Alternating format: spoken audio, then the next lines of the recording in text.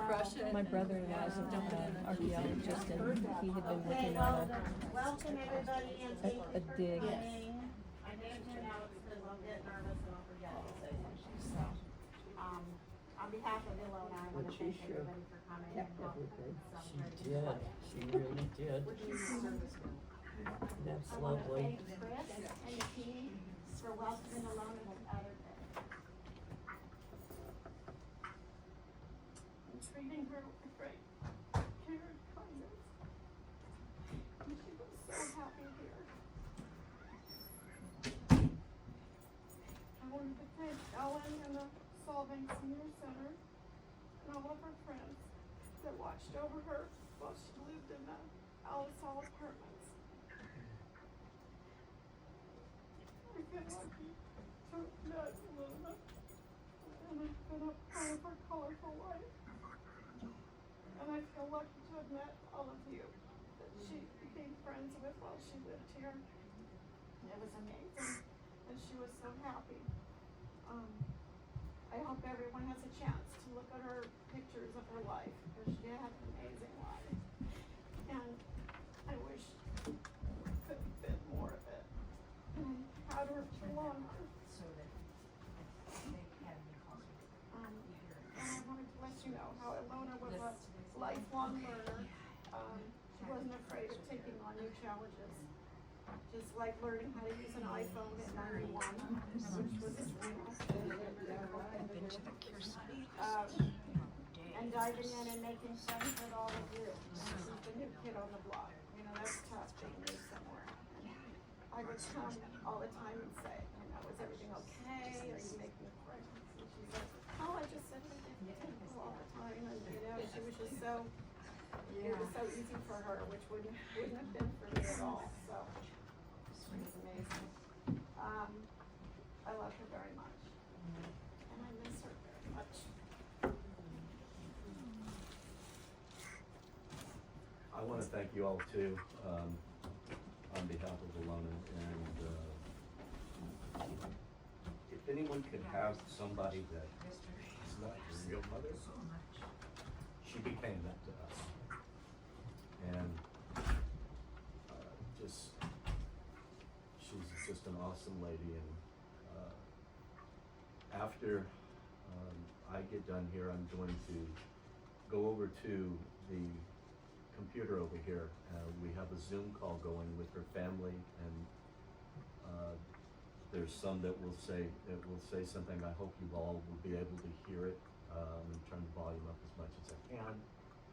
And after that, when they're finished, if any of you all would like to come up and say something, please do. And when we're finished here, please make sure you take advantage of some of the most delicious cookies and things that our neighbor Lindsay over here made for us. So thank you, Lindsay. You're welcome.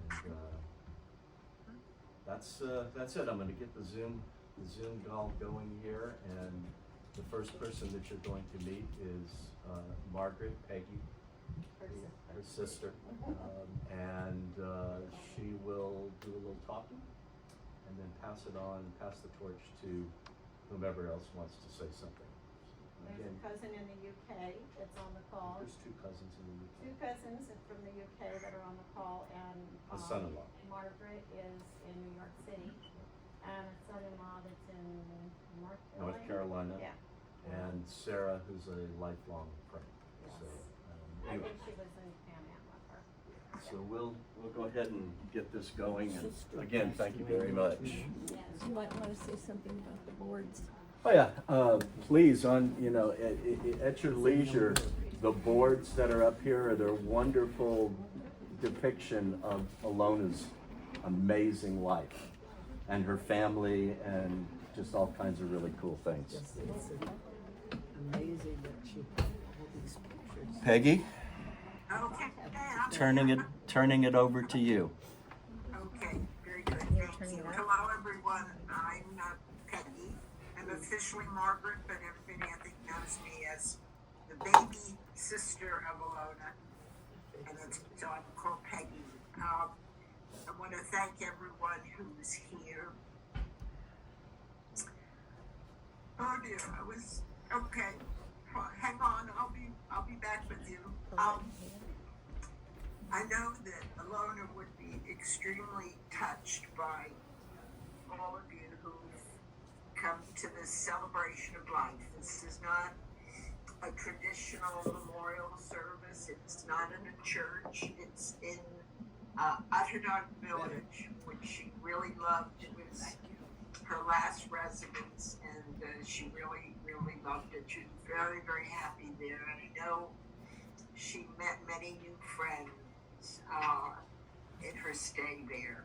I do want to, what my hope is to sort of give you a little bit of a personal history that you might not know, and maybe some interesting or fun anecdotes about her. But before I do, there's just a few people I would like to acknowledge. First of all, Laura and Larry Barbro, who were truly, I call them angels on earth, because they gave Ilona in the last couple of years of her life the greatest friendship and caring and love that anyone could possibly do. They created those storyboards with pictures. So if you have any interest, I hope you'll take a look at them. There are several of us here on Zoom.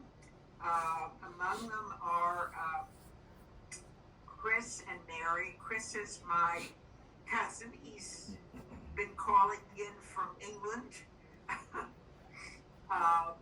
And I'll explain how that connection happened. And then there's Sarah, who was, I don't know, I think it was 50 years, Sarah. That was a new Ilona from Pan Am, and remained friends with her all these years. And then we have Tim and Dia. Tim was Ilona's, it's sort of hard to explain, maybe Tim, you'll explain the relationship, but in any case, he was Ilona's and Dick's son-in-law. Now, somehow we seem to have lost my cousin, Chris. I don't know if he's having, Mike, excuse me, and that's our other cousin who had called in from England. But in any case, the three of us are three sisters, myself, Ilona, and our oldest sister, Marie. We are all three first-generation Americans, all of us born and educated in New York City. Our parents were both originally from Budapest, Hungary. My father came indirectly, it made a stopover after he was widowed. He lived in England with close to his brother, and his brother remained, hence my English cousins. And my father came to the United States, which is where he and my mother met. Something you might find a little interesting about Ilona as a name, it's not a very common name, no matter how clearly I try to pronounce it. If I dictate an email, it always comes out barely resembling Ilona. But in any case, her birth certificate read Ilona Helen, which is a little odd in that Ilona is the Hungarian for Helen. So she was really kind of Helen. But because at that time, you didn't have anywhere near as many immigrants in New York, my parents were concerned about that Ilona as a name was just a little too exotic. And so when they started her in school, they started her as Helen. But it's not a name that she greatly liked. She much preferred Ilona. I think he had a more interesting, certainly somewhat more exotic name. And so when as soon as she got her first passport, when she joined Pan American Airways. She used her birth certificate given name and became Ilona.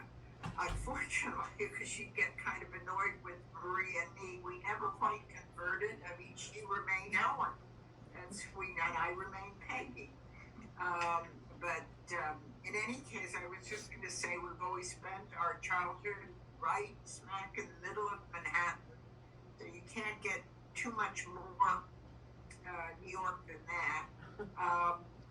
That's where each the three of us were educated. I still remember that when the age difference between the two of us was not so apparent, and we were both young adults, and we would lend each other clothes, but Ilona always drew a very hard bargain. It was something that I particularly wanted to wear of hers, I'd have to let her wear two of mine. That tells you a little bit something about her. In any case, she joined Pan American Airways and began a 30-year career, which she very much loved. It was, she traveled all over the world. All three of us were had the travel bug. I think we got it from our mother, who used to say that, put me on a plane and I'll go anywhere. And certainly the three of us were all of that ilk. She was initially what they call, well, I guess they call today a flight attendant, and she then became a purser.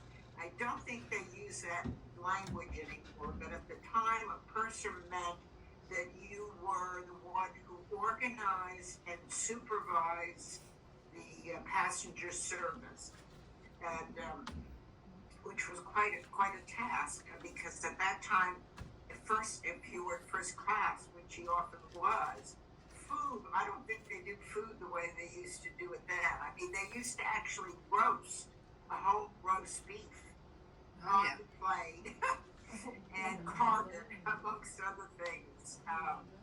But she, as I said, she very much, she loved it in part because of the opportunity to travel all over the world, the people that she met, including many celebrities, because this was pre-private jet, corporate jet, at least not in the number that exists today. In any case, I was very fortunate. I was a fortunate recipient of like an enormous, like a 90% discount flying Pan Am as a result of being her sister. And we took many wonderful, wonderful trips. We went to Greece and the Greek islands. We went to Mexico City and the Yucatan. We went to Lima, Peru, Rio, Buenos Aires. Let's see, what did I leave out?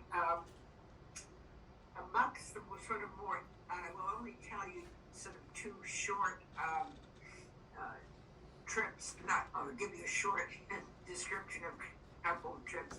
One was when we went to Lima, we also went to Machu Picchu, which at a time when it was not quite as popular a destination as it is today. And we actually took a 2-day train trip through the Andes at like 15,000 feet. I think we were the only non-Peruvian natives on this train, and it was quite an extraordinary experience to be traveling through the high Andes. And I do remember the Machu Picchu, because it wasn't that popular at the time. It was wonderful in that, yes, of course there were other tourists, but we pretty much had it to ourselves, and it was like being my only idea of what it would be like to be on the very top of the world. So that was one thing. Our most adventurous trip was to Suriname, which is Dutch Guiana, and we took a trip through the jungle, literally in a boat the size of a very, very large rowboat, and it was was manned by, we had porters and so on, it had a motor and a guide, and there were 6 passengers, Ilona, myself, and another pair of sisters, and then another couple, which I'll tell you about in a minute. In any case, this was pretty wild jungle. There were native villages along the way where we were wonderfully, warmly welcomed. But we were told that if there was any problem along the river, that we pretty much had to fend for ourselves. In other words, we had to get out of the boat, hold on to it for dear life, because the crew had to save the boat. Because if they lost the boat, I mean, that was pretty much the end of it for everybody. And since the river contained piranhas, it was a wonderful prospect. Fortunately, the other 4 had to do that on the trip upriver. Ilona and I were spared that, but we did have the tarantulas and the vampire bats and the flying water bugs. The thing that ended up the trip being it was a wonderful, wonderful trip. We stayed in so-called government inns that were very, very, very primitive. One night we stayed in a totally open hut,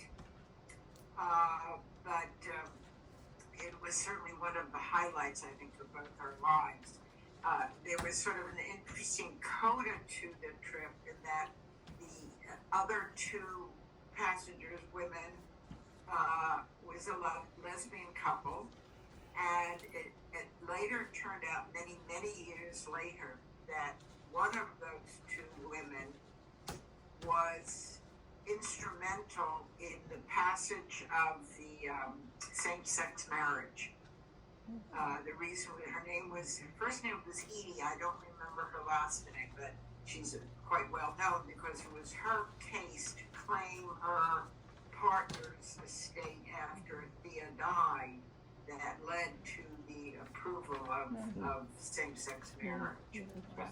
So those were some of our travels, and I was traveling at an extremely young age all over the world. Then as it happened, Ilona met Richard Gardner Hunter, and of all places, she met him on the roof of our building, the building in which Ilona and I had lived. If you see a back of me, you can see it's not that different from when she lived here. But she met him on the roof of this building. It was a totally unfinished roof. Today it's finished. It's lovely furniture, but at the time it was just what they called a tar beach, which meant it was the tar floor of the roof, where one would bring your little beach chairs and your suntan lotion and lie there and get the rays. And that's when on July 4th, I believe 1965, she met Richard Dick, who was also lived in the building. So having traveled the world, she met her true love, certainly very, very locally. They started a relationship, which became a very, very, very happy marriage. They moved to Solvang I believe it was, I know it was just New Year's, just about at this time of the year, I believe in 1990. And the move was basically inspired by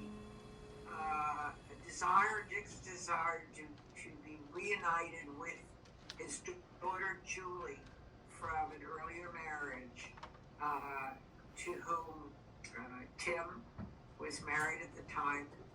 Julie, unfortunately, is tragically not no longer with us, but that was the big impetus for them to move to Solvang. And they loved their life there. I mean, considering they were both big city people, they took to it like duck to water. They joined St. Mark's Episcopal Church and were faithful members. They took advantage of all the gorgeous area around Solvang. They would take trips to Purissima Mission, where they go for long walks and many beaches along the coast. They go to Santa Barbara, they go to Las Olitas, excuse me. They'd have lunch and walk around Lake Cachuma.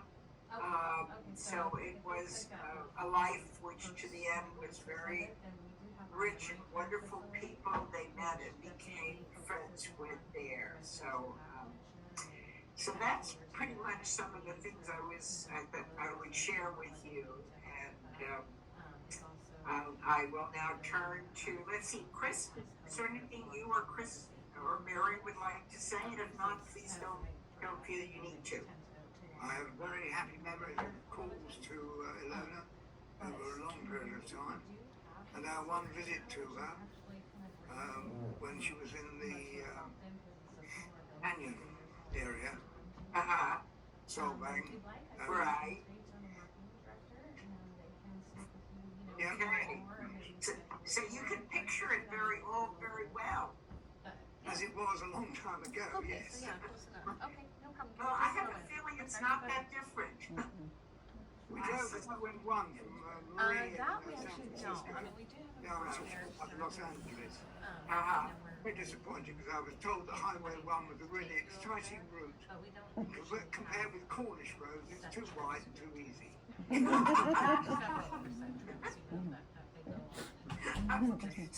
So there. Thank you, Chris. As far as I know, not the. Tim, do you have anything you would like to say? Whoops. Can you hear us now? Yeah. Yeah, we were just we muted ourselves because we had a problem chatting in the background. Now, as mentioned, I was introduced to Ilona through Dick when I was married to Julie, and did you say the 90s? I guess it was that they went to Solvang. Was it in the 90s? I think it was January of 1990. Okay. I know it was over 40 years ago, and that because it was when Kimberly was very young, and I remember that Dick and Julie had not had contact for many, many years, and I remember when we first met the both of them, and so it was actually really lovely because they got an opportunity to kind of meet themselves for the first time, and Kimberly was very young at the time. Kimberly would be the great-granddaughter. And so they were able to kind of connect with us and watch Kimberly as she grew and connect with Julie and really make that connection as well.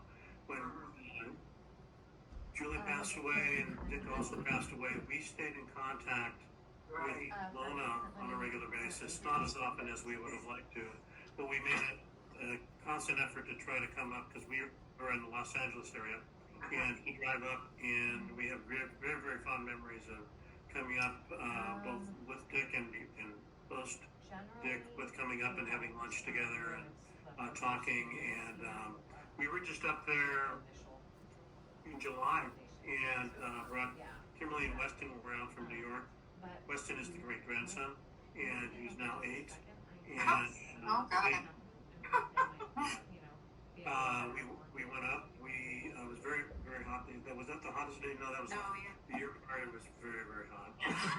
We went twice with Weston, and she knew the park to go to where he could play, and it was just the year before. So it had gotten very hot, and so we called it short a little bit. But we enjoyed. She loved going to Alasal for lunch, and giving everybody Solvang and what it was, and it is beautiful. It is really a beautiful place. Yeah. But she also loved that Kimberly, my daughter, her granddaughter, was actually in New York City And so she was always asking how things were going on with her, what it was like for Weston to grow up in that area. We would constantly send her photographs, and so she was always waiting for those emails and videos to share that. But she was always a class act. I mean, very, very brilliant and very well read. They're always interested in everything, and such a warm and charming personality. It's just hard to describe and you just don't see it that much in today's world. And it was really very charming.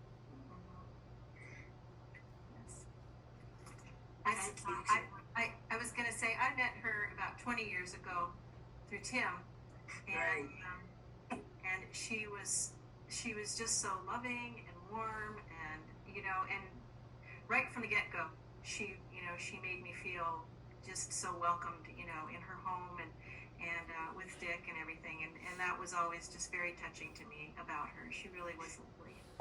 Yeah. Really was. Sarah, did you want to say anything? Just that I couldn't agree more with your description. Can you hear me? Yes. Okay. She was warm, she was loving, she was the best. I used to look for, in later years, I mean, when we no longer saw each other because she left New York, we depended upon our phone calls, and they were always very long and wonderful. We talked about everything and lots we agreed on. We shared our memories of Pan Am, and it was just wonderful. And also, when we got to know Dick also, and they would very often come to our home and have dinner, and we would do the same. It was just wonderful. I missed her when she left, and now I'll miss her more. Thank you, Sarah. Thank you. Okay, I think that's about it. I don't know why and how we lost our other cousin in England, Mike, but in any case, I will turn it back over now to Laura and Larry. If anybody would like to, at this time, recall any memories that they had with Ilona or speak a little bit, we would love to have you do so. This is very funny. During the campaign, during all the presidential hoopla, I go from table to table, and when I was going over one day, and I think Virginia was at the table with Ilona, and I came to the table and I sat down. She said, "Oh, she's one of us." And I thought, that is really strange, And then I realized, because people were tending to sit with whatever party they might be attached to, and so I just sat there and smiled, and I was happily received. You don't remember that? I do remember that. But I thought it just showed she was aware. She was a person who was really aware of everything, and I loved her. Absolutely. Sorry I came a little late. Hi, this is Ellen. I'm the director of the Solvang Senior Center, and that's how I met beautiful Ilona. And she was just a beautiful person inside and out, a beautiful, intelligent soul. And I loved her. I miss her, but I know she's watching over us now. But it was fantastic to know her. So thank you for sharing her with us. Excellent. Anybody else like to say anything? Paula, anything? Well, I go back about 30 years with Ilona. We were very close friends, and I was with her many Sundays at church. A lot of times I would have to pick her up, especially after she decided that she wasn't going to drive anymore, but she still wanted to go to church. So I would check with her every Sunday morning and ask her, "Are you ready to go?" "Oh yes, I'm ready." And I'll walk down the stairs. Well, where she lived in her apartment, stairs were like this. And I said, no, don't worry about it. I can wait. No, I don't want you to wait. So she was always very prompt. And I shared a lot of Friday lunches with Ilona. She likes to go out on Fridays for lunch. So we would go down to the Alisal most of the time. And we would sit there for a couple hours. And I heard about her whole life, and she wanted to know all about my life too. And we shared, my sister lives in New York City, and she's been there for a long time. So we shared a lot of stories about New York, and she was always wondering about how things were going with her. We're having, I don't know about others, but we're not hearing too much. I mean, I sort of heard what Paul, I guess it was Paula said. Is there any way to bring the mic to the person or bring the person closer? She needs us. They wanna hear you on the. Oh, they want to hear me. Well, I'm trying to think of what else I want to say, other than the fact that, she was a regular fixture in my schedule of many things. Center, church, shopping, all kinds of extra things. And we have 6 grandchildren now, and 2 years ago we had none. So all of a sudden, the grandchildren's pictures became so important for her to see. She would always stop me and say, do you have any new pictures? Do you have any new pictures? Anyway, she was just a very close and dear friend, and she's really missed.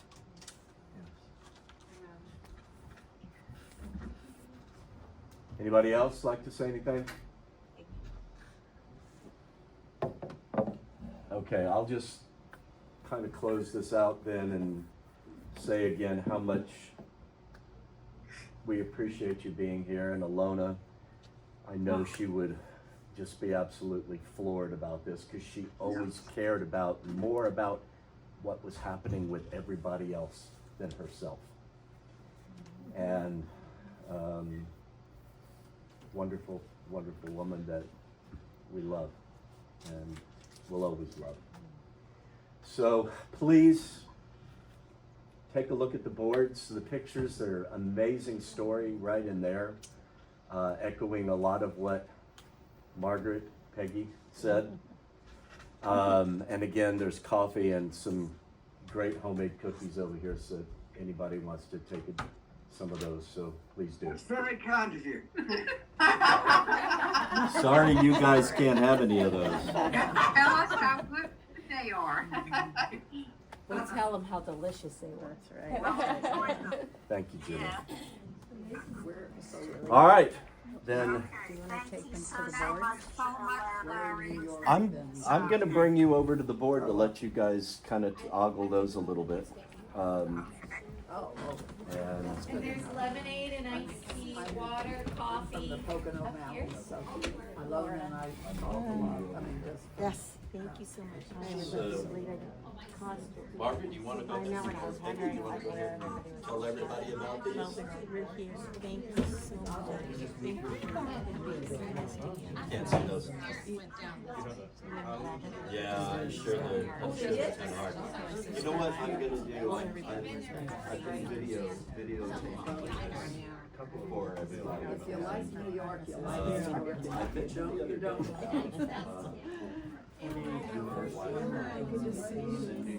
I wanted to know, Laura, did you do And it was amazing. she lived here Very short time. it's like 4 months or something?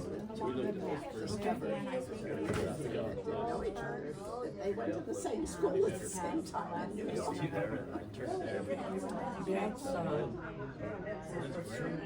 Because when new people come, they don't say, here's a new person. You kind of have to notice there's a new person. Right. So when I got to meet her, I thought, oh, I can't wait to get to know her better. So it's a big loss for me because I thought, oh, there's so many big things. Someone's got to be It's too many people.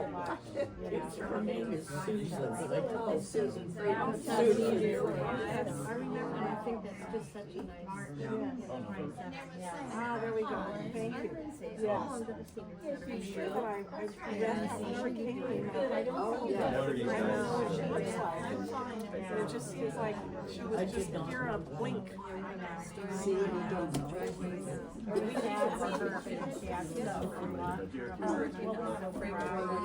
You know, she went through this operation. Yeah, how'd you like that? Yeah. She was a real bright light. ago today. Not 100%, but I'm out For of sharing. pain. It's really nice to hear just about your. am moving My husband's gingerly. Oh, my husband Yeah. is Larry. Larry, yeah. No. It was nice of you both to share I'm sleeping better. how meaningful she was to you. It made a huge difference, and I expect it to get better.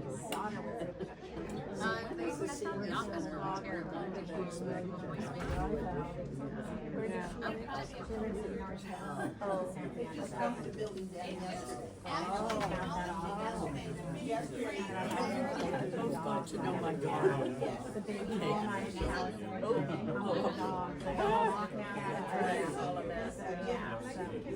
Lindsay, I'm Laura, Larry's neighbor. And I'm on the senior center by Solvang. She's the one who made all those delicious food. Sorry, I missed that. Those are still some of the activities down in the depth. All of them. Wonderful. Yeah, I think they're quite sure. Nice to see you. Come and visit us. I will. This man here is Hungarian. You know, And I think they're new. Thank you, they look, you gave me 2 minutes. I got one of each. Please, so nice to see you. How's your family? Yours? Good. Kids keep in touch, I know. I know you do.